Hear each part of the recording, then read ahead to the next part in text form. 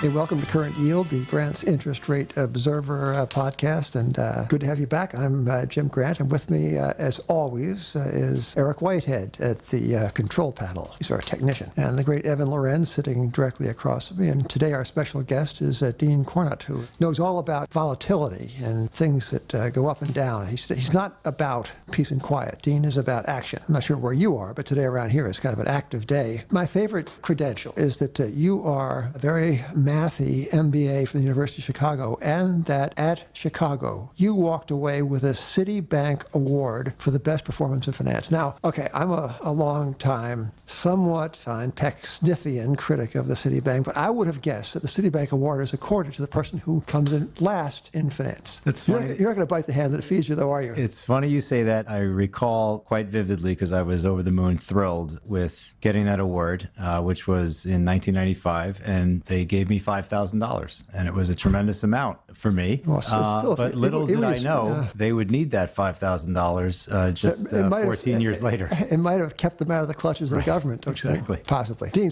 you are the founder and the CEO of Macro Risk Advisors, and you're in the business of anticipating things that people would rather not have happen, right? That's true. Okay, but both the upside and the downside, right? So you are ecumenically interested in things that move. Yes. All right. So we have lived through periods of preternaturally quiet, right? I mean, it has been so quiet, you could have heard a stock drop. Have things changed? I think things are in the process of changing, for sure. You know, Jim, I came on, this is my second podcast, so thank you very much for having me back. When I was last here, we were in one of those epic periods of quiet. We set a lot of records last year in 2017 with respect to market calm.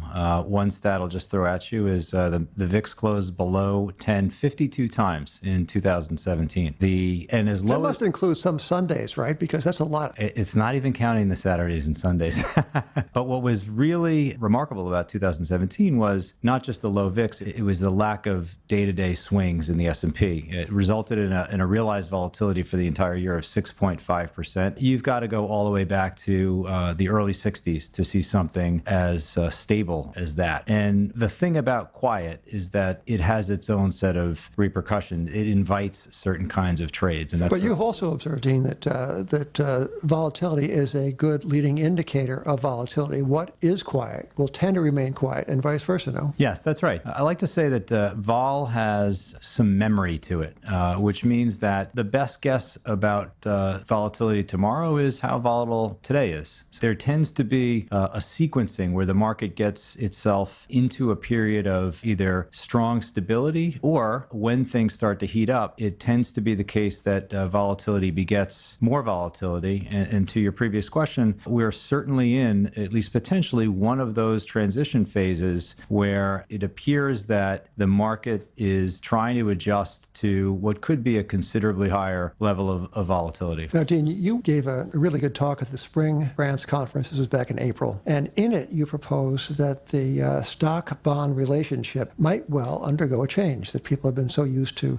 stocks going up and bond prices going down, right? Right. Who's to say that was forever? And that perhaps we might reach a period in which interest rates rose and stock prices fell. That's right. And that seems, is that the new thing? Is that the new regime? Well, we'll see. You've studied a lot of financial history, and in the prior period, let's just call it pre-2000, it used to be the case that the Fed was the factor to end a risk cycle by virtue of pulling away the punch bowl and raising interest rates. That was the signal for risk assets to start to fall. And then we went into this, and so that expressed itself as a very positive correlation between stock prices and bond yields. We went into this risk-on regime, which lasted a long, long time, and seemed to, over the course of the extraordinary monetary policy that the Fed pursued, it seemed to actually become more ingrained in terms of the relationships that we see each day. It became more ingrained in market psyche as well. What I spoke to your audience about at your April conference was a hedging trade that I saw that I found to be a particularly attractive trade, not because I had a strong view that this was going to happen, but that the price of it was exceptionally cheap by virtue of how derivatives are priced. And specifically, in normal risk-on, risk-off times, when stock prices fall, bond yields fall as well. That is the correlation. And that correlation gets fed into this exotic option pricing model that Wall Street uses, and it cheapens the price substantially for a trade in which you're willing to bet that stock prices fall and bond yields actually rise. So are these models all programmed by people who are 24, 25? I mean, is there no more distant memory than 3 or 4 or 5 years ago? They may be older than 25, but they only look back on data that's 5 years old. So they could be older, but the window of data that they're using does not contemplate the old regime. So there's no Great Recession, there's no financial collapse, there's no blow up, everyth's just smooth sailing? Although, wait a second. Are they ignoring the panic of 1907?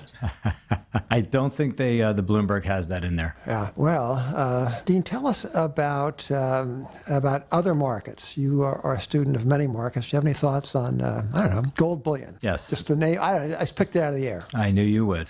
So gold is, I'm very interested in gold volatility in the sense that I remember quite closely the way in which gold behaved during the sovereign debt crisis. And perhaps it was just the good timing, but gold became very much an anti-S&P. Now, which sovereign debt crisis was this? So the European sovereign debt crisis in 2011. Yep. So there was a couple of things happening at once. There was the U.S. default showdown, nicely engineered by the Democrats and the Republicans, where they brought us to the brink. And then there was the sovereign crisis was really starting to intensify. And the negative correlation between gold and S&P during a relatively short window was quite sharp. And gold rallied substantially, and gold volatility, as it rallied, went up enormously. Over time, the correlation between gold and S&P has been somewhat negative, and that makes it a diversifying asset. What I'm picking up on recently is, over the last couple of weeks, is a somewhat of a return, and it may be too short-lived to make a strong call here, but the negative correlation between gold and the S&P has started to reassert itself. That, to me, is a sign of market confusion. It's a sign of nervousness. And when I look at options on gold, I see some very, very cheap options. Do tell. Which ones? Well, I just, the surface of options. So if I look across time, so different expirations, and I look across different strike prices, I'm able to buy options with an implied volatility of 10 or 11. That's a pretty good deal. You can buy a lot of options when vol is that low. Again, just for comparative purposes, the VIX is up here, again, around 20 or so. So to be able to, now, why are gold options cheap? Well, the reality is that gold has not had a lot of volatility this year. I think folks have kind of given up on it as a hedge. It was particularly disappointing during the VIX event of earlier this year to see gold be very non-reactive. So if you had that as a hedge, you saw very little follow-through, both in volatility space and also the spot price. So folks have sort of abandoned it a little bit. The open interest in gold options is not very high, and there's a lot of retail selling of gold options. And I think that's actually what's causing the volatility to be depressed. So I see opportunity there. Dean, speaking of volatility and of the February event, do you see anything like it on the horizon now? So February was very unique. And just so a couple of things to comment on. One, well, let's refresh people's memory on what happened. Wow, it was something else. It is the poster child for a derivative product that runs amok. This ETF complex built around the VIX was one in which investors were able to actually, if you think about this, buy a stock, which really it's an equity called the XIV. And this stock doesn't have a business outside of selling VIX futures. So everyone's got to make a living, though, Dean, doing stuff. It made a fine living selling VIX futures because of 2017. Yeah. Volatility was so low, the payoff to being long this stock called the XIV, again, it's just a mechanism to sell volatility expressed in an ETF. The performance, the Sharpe ratio for the XIV was on the order of 4 or 5 in 2017, as it was for most. It just went up and up and up, right? It benefited substantially from the incredibly low level of realized volatility.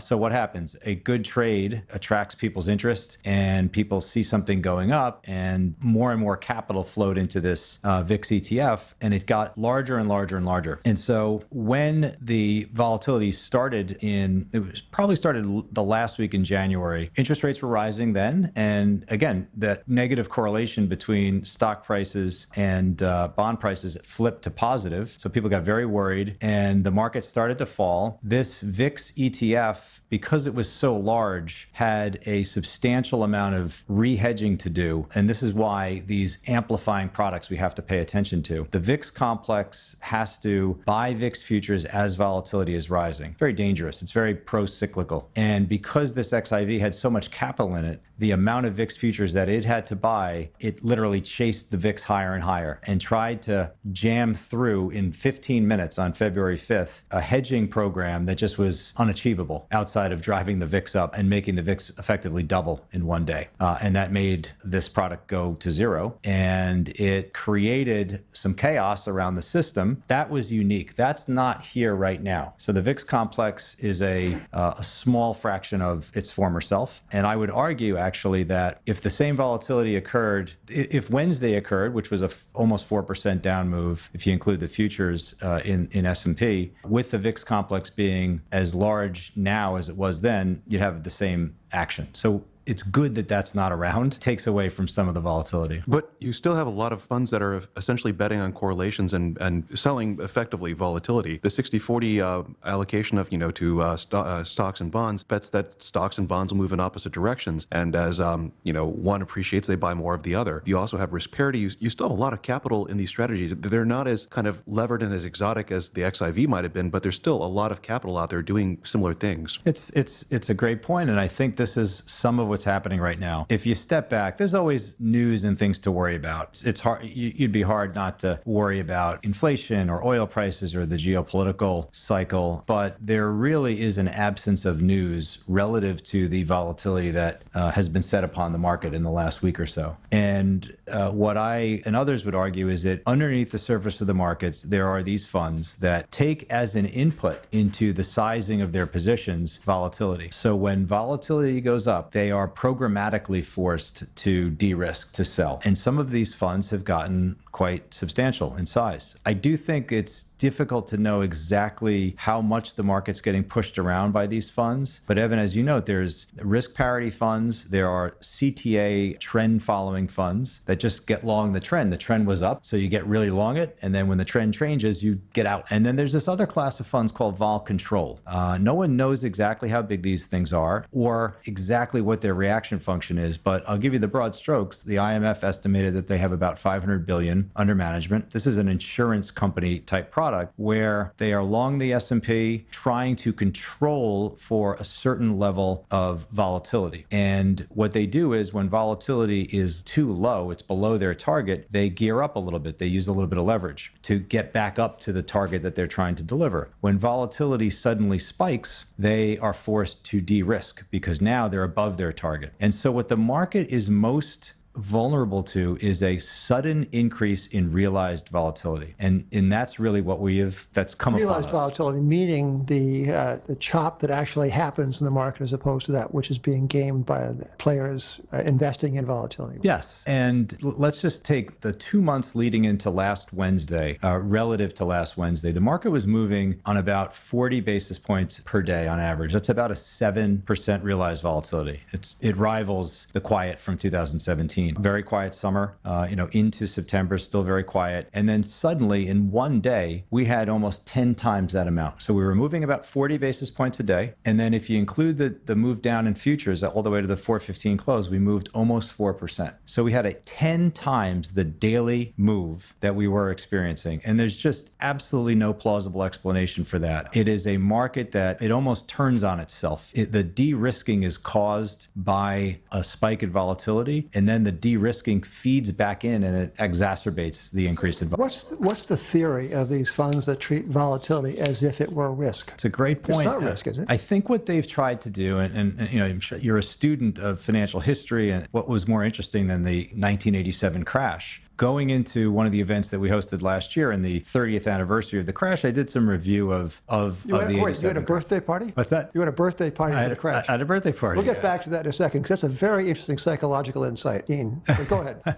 So the whole concept of portfolio insurance, right, with the crash, what were people trying to manufacture? They were trying to manufacture a hedge but not pay for it. And I'm here to say that just it doesn't exist. It would be antithetical to just anything that's... To your business model. But to a business model, but just to the reality that you just can't get something for free. That's what markets are about. And what did people become convinced of in 1987 is that you could sell more and more futures on the way down in a dynamic hedging strategy. And no one else would do it. And no one else would do it. And that, of course, is the issue, is that the size of the program that is a Leland O'Brien Rubenstein that they had under management was substantially large at that time relative to what the markets could bear. And that's, I think this is the question. Are these strategies impactful back into the market in terms of a feedback loop? And it's a concern. Yeah. Getting back to anniversaries, Dean, you are a keen student and keen to mark anniversaries in financial events. And tell us about how you mark the anniversary of the crash, 30th anniversary of the crash. Well, so last year we have an annual event for clients, and I was giving a presentation, and I was lucky enough to have you speak at our second annual Volatility Roundtable dinner in 2010. So 2017 was our 10th annual dinner, a special one, and it was on the date of the crash, the 30th anniversary of the crash. And I thought what was so interesting, one was to just do some work on the crash, but also to distinguish the price of volatility in the market at the time, which was October of 2017, relative to the first dinner that I had, which was October 2008. In October 2008, the price of a 1-month straddle on the S&P 500 was 16.5% of the spot of the S&P, 70% implied volatility. And then fast forward to 2017, and that same straddle cost 1.5% of the spot price. So again, what that implies is all you needed to happen over the next month was for the S&P to go up or down 1.5%. It's a remarkably thin break-even level. But back to your earlier point, we see these vol periods sort of self-reinforce both on the downside and the upside, and we were on the downside. We had agreed just a few moments ago that volatility is a kind of leading indicator of volatility, except the accumulation of quiet periods seems to constitute kind of a coiled spring for very dramatic periods, no? The Hyman-Minsky thesis. I couldn't agree more with Minsky.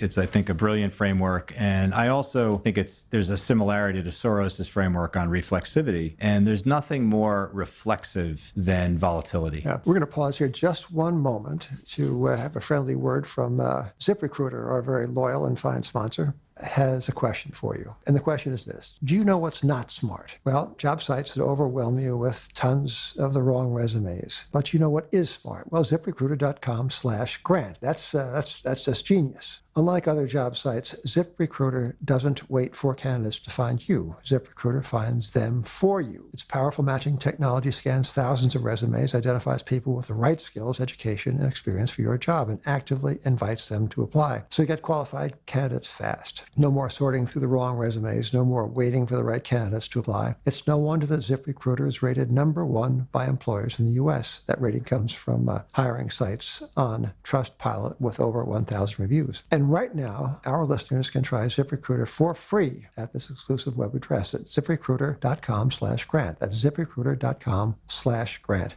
ZipRecruiter.com/Grant. ZipRecruiter, the smartest way to hire. Dean Cornett, I have in front of me a very interesting piece of analysis you have put out. Stocks across a range of cyclical industries in the U.S. have weakened sharply in recent months. This is the most worrisome and directly relevant data point, in our view. A sampling of these stocks is provided here. Okay, so among these... that's not Dean's report. That's somebody else's report.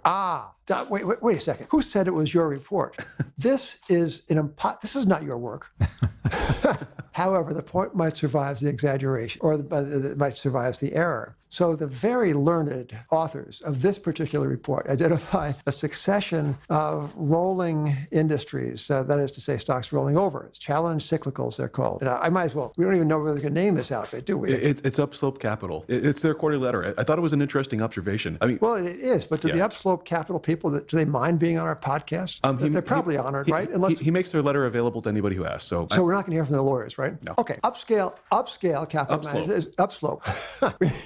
Ladies and gentlemen, we are at the very margin of having to go back and tape this whole thing over again. What do you think? Or do we go with spontaneity, or do we go with carefully rehearsed? No, spontaneity, right? Okay. Upslope identifies housing, like D.R. Horton, and autos, GM, and airlines, American Airlines, packaging, iPaper, wreck vehicles, Harley Davidson, banks, blah, blah, blah. Okay, ladies and gentlemen, you take a look at these charts. All right, now I'm going to pass the paper to Dean. What do you think? Does this speak in your mind to an opportunity? Is there an option suitable to hedge against what appears to be a rethink of our cyclically strong economy? It's certainly, I think there's information in looking at housing as an example, as a leading indicator. And if you just step back and you think about what are higher interest rates? Higher interest rates are a cost. I just was taking a look at, I think the Fannie Mae mortgage conforming limit is about $450,000. So let's just say I make it $500,000 and I take my 30-year mortgage and I use 4%, which was about the beginning of the year, versus say 5%, 100 basis points. That's on the order of about $300 per month. It's just not a small amount. I get it that we're in a very robust economy from a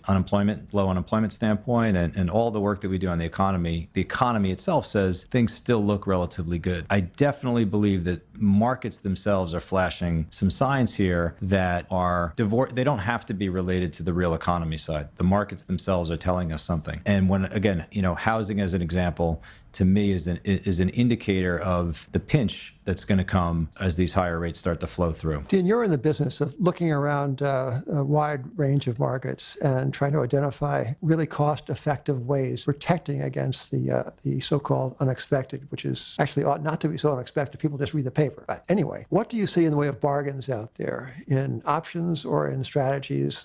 Even as you saw in the spring, you saw this opportunity in taking a bet on a change in the relationship between stocks and bonds. Anything else like that out there? Right. So another one of the trades that I recommended was similar to what they call the rate contingent put, which is the rate contingent put is I'm buying a put on the S&P, but it's contingent on higher interest rates. The other one was the currency contingent put, in this case, the euro contingent. And so that hedge was buy a put on the S&P, but it's contingent on the euro falling. And again, that's a correlation trade as well. You're saving a substantial amount of premium to take the risk that the S&P can fall and the euro can go lower at the same time. And the correlations are telling you the opposite. That's what gets fed into the model. That's what makes it cheap. As I mentioned, I think gold is something to actually take a very good look at. In general, they're not giving away the VIX these days. We're not in that 10-handle VIX anymore. We're in a 20-handle VIX. And so you've really got to be careful, because we know any one of these things takes a long time to actually materialize, and the risk is you get whipsawed and you spend too much premium too early, and there is a risk, in that sense. So in terms of designing trades, if you're going to be looking at things like the S&P 500, we've tended at this point to continue to use, instead of outright puts, to use things like put spreads. It's just a premium mitigation strategy. It doesn't have the same punch in terms of if you do get a big flush out in markets, your put spread's going to give you less than the put, but I still think saving premium is important. What about in fixed income? You mentioned that the 100 basis point increase in mortgages has increased the monthly payment for a $500,000 mortgage by $300 a month. If interest rates are increasing and bond bulls are right and it's going to choke off growth, then rates might go lower. And if I look at volatility, unlike the move, which is a measure of volatility on treasuries, it's still pretty low. Are there cheap options to say calamity happens and rates go lower? Absolutely. And again, a third trade I had in that deck from my presentation at your April conference was to effectively do that, which is if things get really bad, what do we know? If they get bad enough, the Fed's cycle is going to change, right? So the yield curve will bull steepen, meaning the front end, the shorter dated part of it, which embeds successive tightening expectations from the Fed, that part of the curve is going to rally, because again, if things are bad enough, it's going to knock the Fed off course. The Fed would be crazy not to, right? If something... It'll be loco. It would be loco. It may already be loco. So, Evan, to your question, yeah, and your point on the MOVE index, absolutely. That's a good proxy for the cost of interest rate options. They're up a little bit, but still, in the grand scheme of things, I think there's some very interesting things to do from a tail risk standpoint. Very unlikely to pay off. Our best guess should be that the Fed keeps going, but in a scenario in which things get truly, truly disrupted, the market will now take out those successive tightenings that are implied, and you'll see a pretty strong rally in things like 2- and 3-year treasuries. Dean, in conclusion, first and foremost, thank you. But in conclusion, at the conference, someone quoted Eric Sevareid, the CBS commentator from yesteryear, and Eric Sevareid was quoted as saying, this is 1964, that the business of America is actually not manufacturing autos or houses or putting on TV shows. It is rather conceiving, expressing, and disseminating anxiety. And in a way, you're in the anxiety business. How is business? Yeah, so we're definitely positively correlated to the VIX. So I like to say that volatility, and volume are pretty correlated. And what is an option? At its core, an option is the right to change your mind, right? And the right to change your mind becomes more valuable when things are moving more quickly. And so we certainly see more trading activity when the VIX is up here. Well, Dean, thank you for coming by. Dean is, as you know by now, the CEO of Macro Risk Advisors, a friend of Grant's, and we like to think we're a friend of Dean's. So thank you for being here, Dean. Thank you so much. And ladies and gentlemen, until next time, thank you for being with Current Yield.